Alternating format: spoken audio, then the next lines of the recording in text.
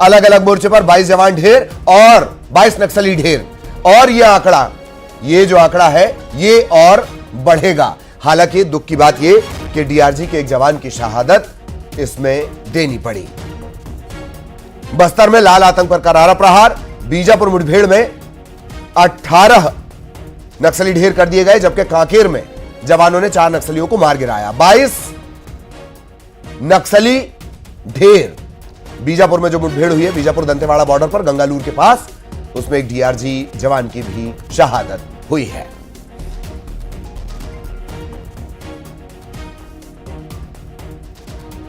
इससे पहले बीजापुर में ही नक्सलियों को बड़ा नुकसान, जब फरवरी में यहां पर 30 नक्सलियों को ढेर कर दिया गया था। और अब एक और बड़ी कामयाबी नक्सल मोर्चे पर जो बीजापुर से मिली है। कांकेर में भी 4 नक्सली ढेर कर दिए गए हैं। सहयोगी युगल हमारे साथ जुड़े हुए हैं, सीधा युगल के पास आपको लिए चलेंगे। युगल, बड़ा बयान विजय शर्मा की तरफ से भी आ गया है कि नक्सल मोर्चे पर बड़ी कामयाबी, और यह तय माना जाना चाहिए कि अगर इसी तरह से ऑपरेशन चलते रहे तो उस टारगेट को 2026 से पहले अचीव कर लिया जाएगा। युगल। जी बिल्कुल ललित, जिस तरह से कार्यवाही चल रही है नक्सली खात्मे को लेकर के, जिस तरह से हमारे सुरक्षा बल के जवान हैं संयुक्त एक अभियान चला रहे हैं।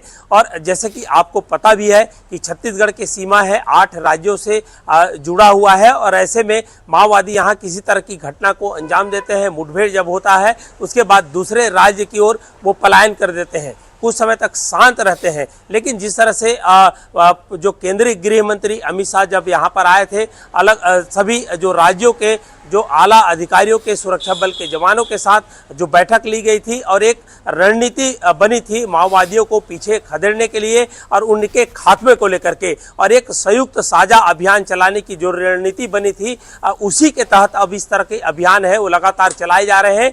और ये जो मुठभेड़ ये बता रहा है कि हमारे सुरक्षा बल के जवान हैं माओवादियों के इरादे पर भारी पड़ रहे हैं, और जिस तरह से लाल आतंक के खात्मे की ओर हमारे सुरक्षा बल के जवान है वो लगातार बढ़ रहे हैं। और जिस तरह से 20 माओवादियों की मारे जाने की खबर बीजापुर से मिल रही है, 4 माओवादियों को कांकेर जो है जिले से ढेर कर दिया गया है। कुल मिलाकर 24 माओवादियों के शव अब तक जब बरामद कर लिए गए हैं। जब पूरा ललित सर्चिंग ऑपरेशन चलेगा तो ये पता चल पाएगा कि आखिर कितने माओवादी वहां पर थे। और आपको मैं बता दूं कि हमारे जो सुरक्षा बल के जवान हैं, जैसे उन्हें सूचना मिलती है माओवादियों की मूवमेंट की, तो रात भर उस सफर तक तय करते हैं। चूंकि माओवादियों का बसेरा है, डेरा है, वो जंगली इलाकों में रहता है, गाँव में रहता है। डरा कर धमका कर गाँव वालों की भी वो मदद लेते हैं। और हमारे जब जवान सुरक्षा बलों के जब जवान वहां तक जाते हैं तो एम्बुश में भी फंस जाते हैं, तो बड़ा एक खतरा रहता है। तमाम चल की जो परिस्थितियां रहती है, भौगोलिक जो स्थितियां हैं, उसके अपने एक अलग जो नुकसान भी है, अगर फायदा है तो नुकसान भी है। तो उसी तमाम दृष्टिकोण को ध्यान में रखते हुए सुरक्षा बलों को जो जवान वहां पर मौजूद हैं उन्हें कैसे सुरक्षित कैंप तक लाया जाए, कहीं किसी तरह से एम्बुश में माओवादी ना फंसा ले, तमाम तरह की जो रणनीति है वो बनानी पड़ती है। और जिस तरह से वहां पर साझा एक प्रयास चला है, और उस प्रयास का नतीजा यही है कि अब तक जो दोनों जिलों में जो 24 माओवादी है उसे हमारे सुरक्षा बल के जवानों ने ललित ढेर कर दिया है। जी बिल्कुल, तो बड़ा अपडेट, 24 जो माओवादी हैं वो अब ढेर कर दिए गए हैं। अब तक 24 माओवादियों का अपडेट है। हालांकि ये जो आंकड़ा है ये आगे भी अपडेट हम पहुंचाते रहेंगे। रंजन भी आपको नजर आ रहे होंगे, बीजापुर से हमारे साथ लगातार अपडेट के साथ जुड़े हुए हैं। कांकेर से खेमनारायण हमारे साथ लगातार बने हुए हैं। एक बार रंजन, आपके पास लेटेस्ट अपडेट क्या है? इसके बाद खेमनारायण से यही सवाल रहेगा। रंजन, आपका अपडेट प्लीज। दोपहर के लगभग 2 बजने को बज चुके हैं और अभी भी मुठभेड़ थमी नहीं है, बल्कि मुठभेड़ जारी है।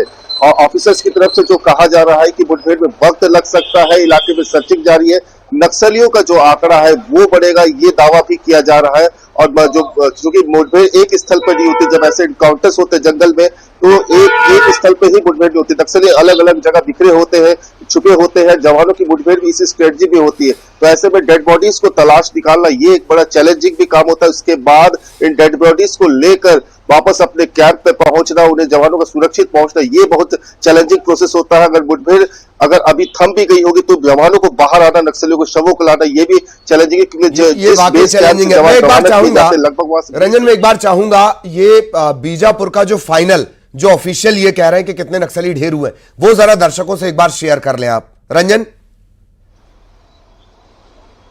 जी, अब तक 20 नक्सलियों के शव बरामद हो गए हैं, ये जानकारी साझा की गई है। और अभी इलाके में सर्चिंग जारी है। जो दूसरे नक्सली और भी नक्सली मारे गए होंगे, उनकी पतासाजी उस इलाके में सर्च के जरिए उन डेड बॉडीज को तलाशा जा रहा है। बिल्कुल बिल्कुल। तो भाई हमारे सहयोगी हैं, राजेश हैं, डायरेक्शन में मेरे साथ आदर्श हैं। कुल ये जरा आंकड़ा सुधार लिया जाए, अब तक 24 माओवादी ढेर हो गए हैं बड़ी कामयाबी के तौर पर। 20 का जो आंकड़ा है वो बीजापुर से सामने आ रहा है, बॉर्डर एरिया से, वहां पर 20 शव बरामद कर लिए गए हैं। और 4 जो हम बता रहे हैं आंकड़ा, वो है कांकेर का। मैं फिर दोहरा दूं नक्सलियों के लिए, या तो आप हिंसा का रास्ता छोड़कर लोकतंत्र पे, जमहूरियत पर भरोसा जताएं, वरना आप सिर्फ आंकड़े रह जाएंगे और कुछ नहीं बच पाएंगे। इसी वजह से मैं आंकड़े शब्द का इस्तेमाल कर रहा हूं, जबकि इंसानियत, मानवता, एथिक्स इसकी इजाजत नहीं देते। लेकिन अगर हिंसा का रास्ता छोड़े तो ठीक, वरना आप सिर्फ आंकड़े रह जाएंगे। खेमनारायण, आपके पास आ रहा हूं, क्या अपडेट?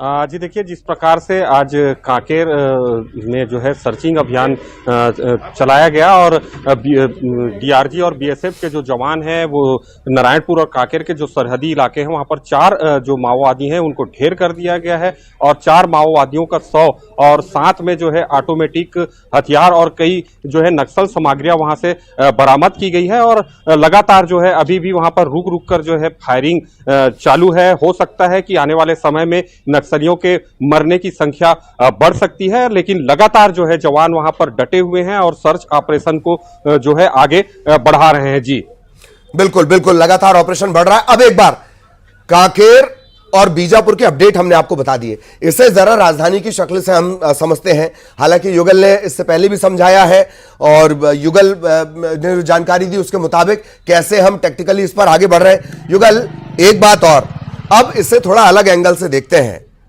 उड़ीसा डबल इंजन सरकार, महाराष्ट्र डबल इंजन सरकार, छत्तीसगढ़ डबल इंजन सरकार, मध्य प्रदेश डबल इंजन सरकार, बचता है झारखंड।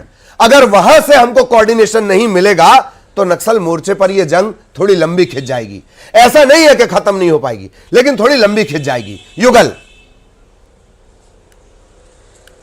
जी बिल्कुल आप सही कह रहे हैं ललित, लेकिन जिस तरह से भौगोलिक स्थितियां बन रही है, अगर मध्य प्रदेश, छत्तीसगढ़ की सीमा जो तेलंगाना है, मध्य प्रदेश है, उड़ीसा से लगा हुआ है, झारखंड की जो सीमा है वहां दूसरी ओर से लगा हुआ है, तो ऐसे में अगर झारखंड से कोई मूवमेंट होता है तो झारखंड से पहुंचते पहुंचते माओवादियों को समय लगेगा। तब तक इन राज्यों में जहां पर डबल इंजन की सरकार है वहां सुरक्षा बलों के जवान हैं, वो संयुक्त अभियान चलाकर उन्हें मौके पर ढेर कर सकते हैं। और जैसे यहाँ पर जो केंद्रीय गृह मंत्री जब आए थे तो सभी राज्यों के 8 राज्यों के जो सुरक्षा बल के जो आला अधिकारी यहाँ पर मौजूद थे, सभी राज्यों के जो सचिव वो यहाँ पर आए थे, सभी राज्यों के डीजीपी यहाँ पर मौजूद थे। तो सभी को ये उनका जो काम क्या है, उनका टारगेट क्या है, ये केंद्रीय गृह मंत्री ने समझा दिया है। और उसी के तहत अगर माओवादी कहीं दूसरे ओर आप देखेंगे कि अगर माओवादी छत्तीसगढ़ से इस एनकाउंटर के बाद अगर दूसरे राज्य की सीमा पर घुसते हैं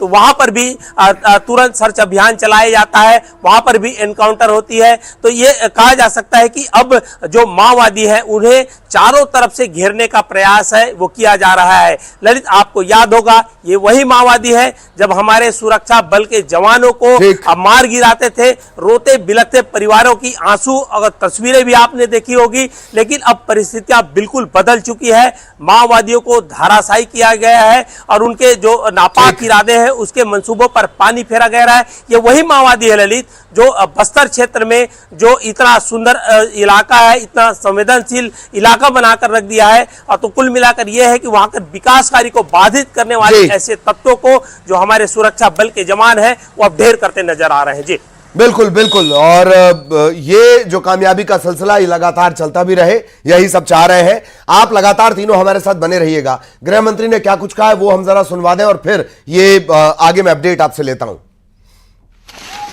मैं इसके लिए डीआरजी के जवान और बस्तर फाइटर्स के जवान और बीजापुर के सभी पूरी टीम को हृदय से शुभकामना देता हूं। ये सब कुछ जवानों की भुजाओं की ताकत पर पामेड़ के क्षेत्र में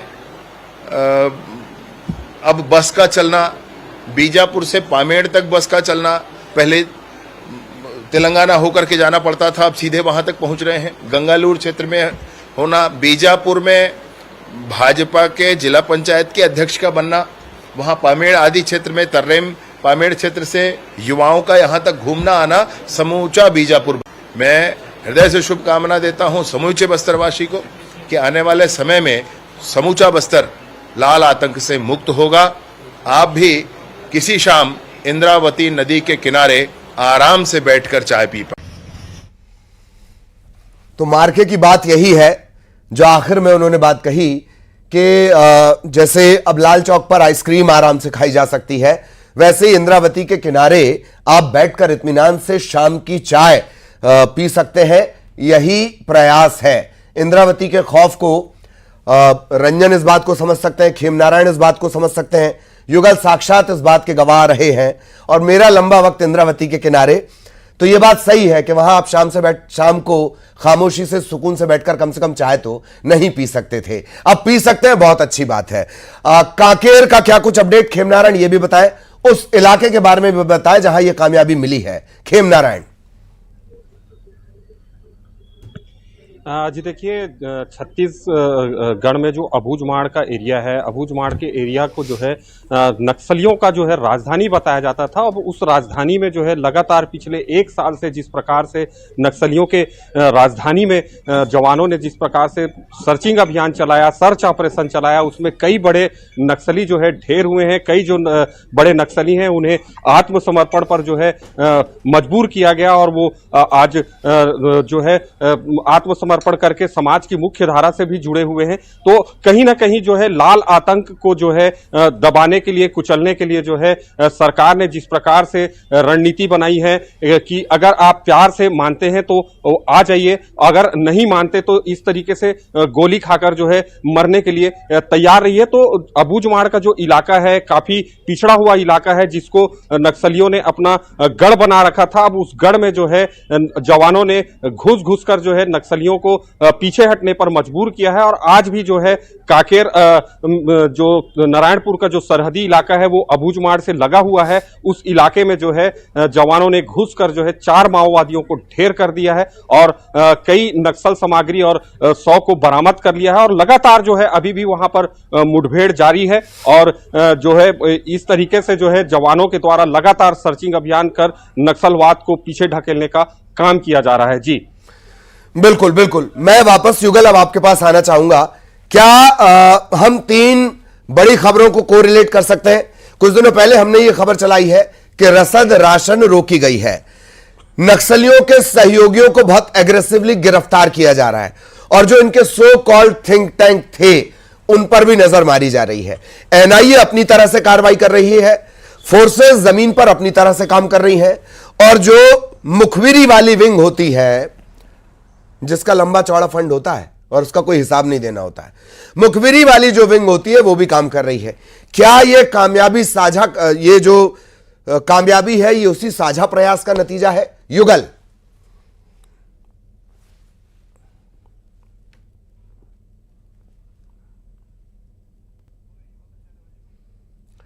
चलिए, युगल तक शायद हमारी आवाज नहीं पहुंच पा रही है। रंजन, क्या कुछ अपडेट आपके पास? बड़ा विचलन है आपके जहन में, आपके चेहरे पर कोई अपडेट रंजन? जिस मुठभेड़ से जुड़ी अभी कोई ताजा अपडेट तो नहीं है, लेकिन इस मुठभेड़ में एक बात, गंभीर बात जरूर निकल के आई है कि जिस इलाके ये इलाका था, आखिर बीजापुर की अगर बात करें तो नक्सलियों का सेफ जोन का ये आखिरी इलाका था, या यूं कह सकते कि नक्सलियों के ताबूत पर ये अंतिम किले से माने जा सकती है जो मुठभेड़ चल रही है। लेकिन बड़ा सवाल अब भी उठ रहा है कि जिस इलाके से बड़ा नक्सली कैडर जो दिनेश मोरियाम सरेंडर करता है, जो उसका अध्यक्ष होता है गंगालूर कमेटी का, आरपीसी के 17 मेंबर, उसके 19 नक्सली सरेंडर करते हैं। इसके बाद उस इलाके में बड़े संख्या में नक्सलियों की जमावड़ा थी। तो आखिर क्यों थी, किस कैडर के नक्सली थे जो नक्सली मारे गए हैं? जब उनकी शव बरामदगी हो जाएगी तब ये चीज वेरीफाई हो पाएगा कि आखिर किस कैडर के नक्सली थे। क्या ये नक्सली उस इलाके में पनाह लेने बचे थे? क्योंकि बीजापुर और सुकमा के सरहदी इलाके में अगर अभी कोई नक्सलियों के लिए कोई सेफ जोन बचा है तो एकमात्र गंगालूर है, नहीं बचा है। तो क्या ये नक्सली जवानों की जवाबी कार्रवाई से लगातार बिदकते हुए इस इलाके में आकर पनाह लिए थे, या किसी बड़ी वारदात की फिराक में थे? क्योंकि जो टीसीओसी का दौर तो हालांकि चल रहा है, लेकिन टीसीओसी में नक्सलियों को कोई फायदा भी नहीं मिल रहा है। तो ये एक बड़ा सवाल है कि इस मुठभेड़ से कि आखिर नक्सली वहां जुटे थे तो क्यों जुटे थे, और नक्सली किस कैडर के थे? जब ये नक्सली की डेड बॉडी आएगी और दूसरी तरह की इन्वेस्टिगेशन होगी तो ये स्थिति स्पष्ट हो पाएगी। लेकिन गंगालूर जो नक्सलियों का अब तक का एक सेफ जोन बचा था, कहीं ना कहीं जवानों की इस कार्रवाई में नक्सलियों को एक बड़ी चोट पहुंचाई है। नक्सल संगठन को वाकई बड़ी चोट लगी है, प्रहार उस पर माना जा सकता है वाकई। और ये प्रहार है। और जैसा कि आप कह रहे हैं कि जब सेफ एरिया में ही नक्सली खुद अनसेफ हो जाएंगे तो उससे ज्यादा बचा क्या है। रंजन, मैं आपसे एक बात और जानना चाहूंगा, यही खेमनारायण आपसे भी यही सवाल रहेगा मेरा, लेकिन रंजन पहले जवाब आप दें।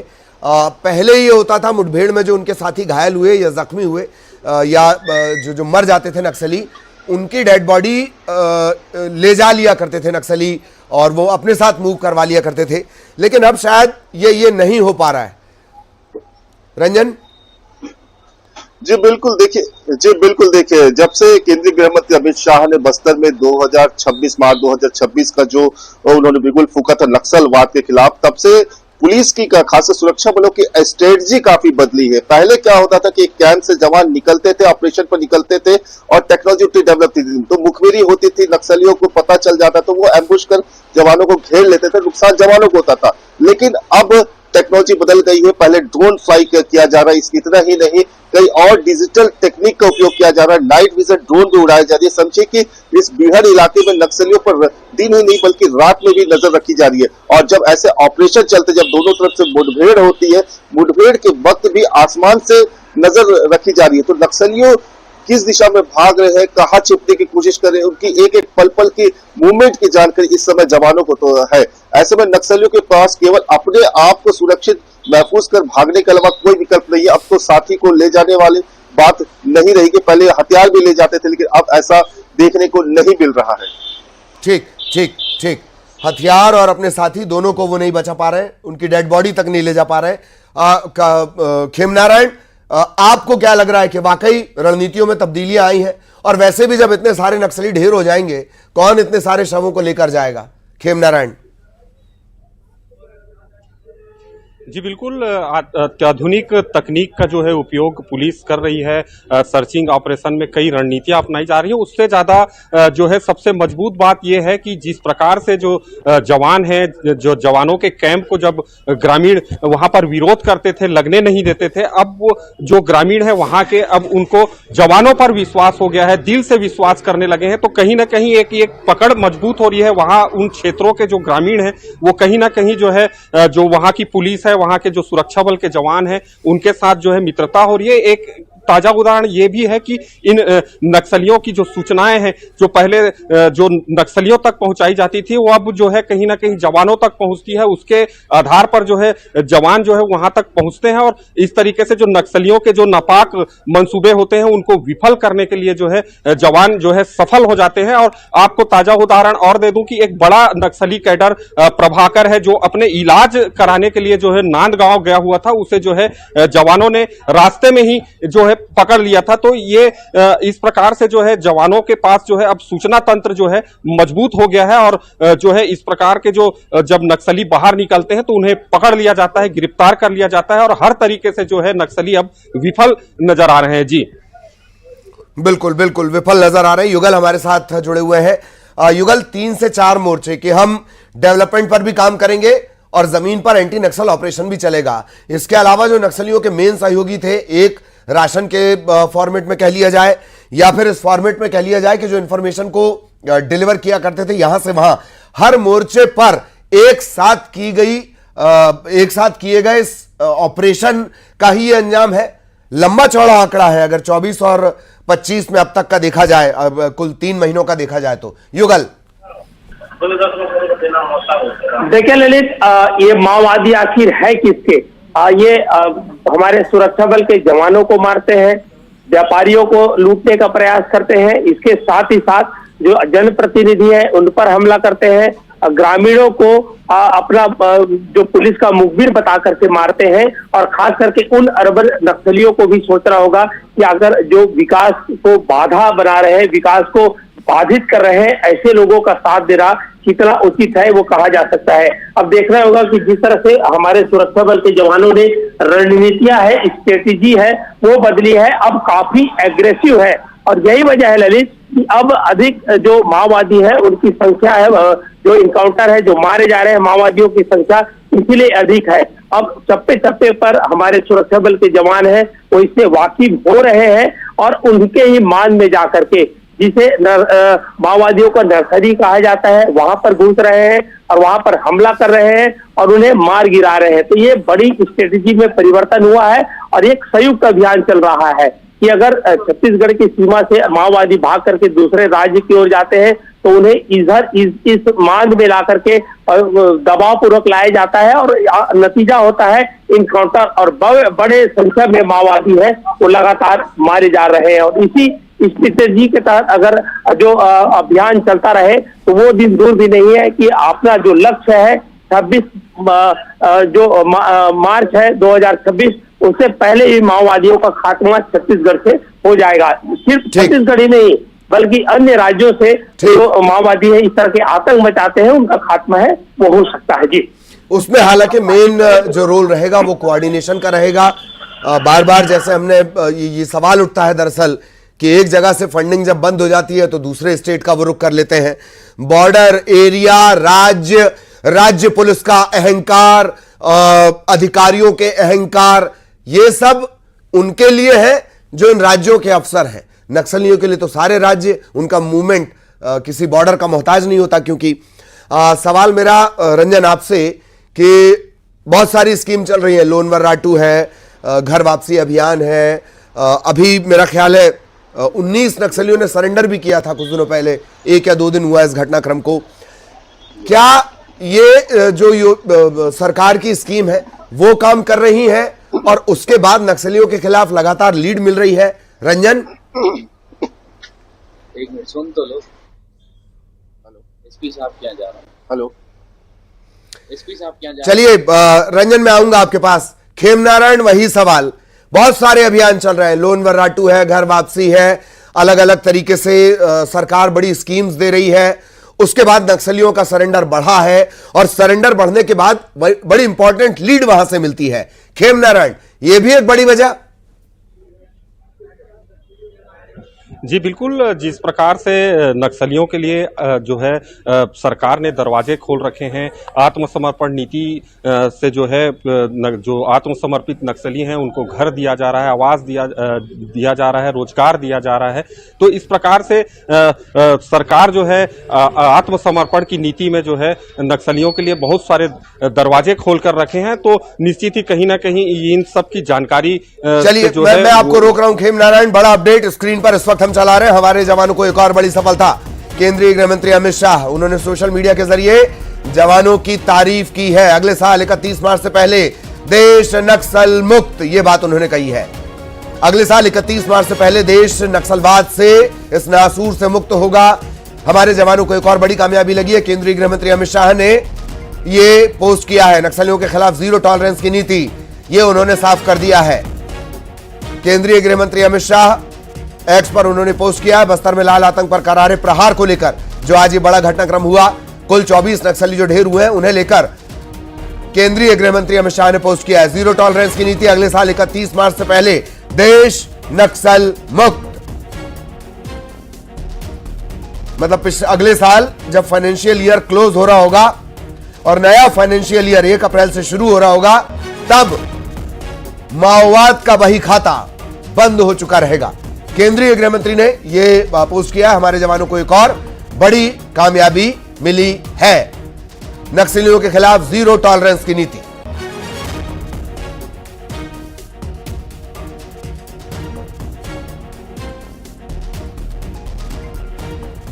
मुठभेड़ में कुल 24 नक्सली ढेर हुए। यह बड़ा अपडेट लगातार हम आपको बता रहे थे, अभी अपडेट आपकी स्क्रीन पर भी आ गया है। बीजापुर में 20, कांकेर में 4 नक्सली ढेर किए गए हैं। और अगर कुल कार्रवाई की बात कर ली जाए, लगातार ये जो आंकड़ा है 24 का, ये 2 अलग अलग मुठभेड़ है।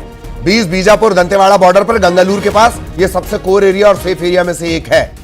और 4 कांकेर में 4 नक्सली ढेर हुए हैं। और हमारे तमाम सहयोगी युगल लगातार हमारे साथ बने रहे, रंजन हमारे साथ बने रहे,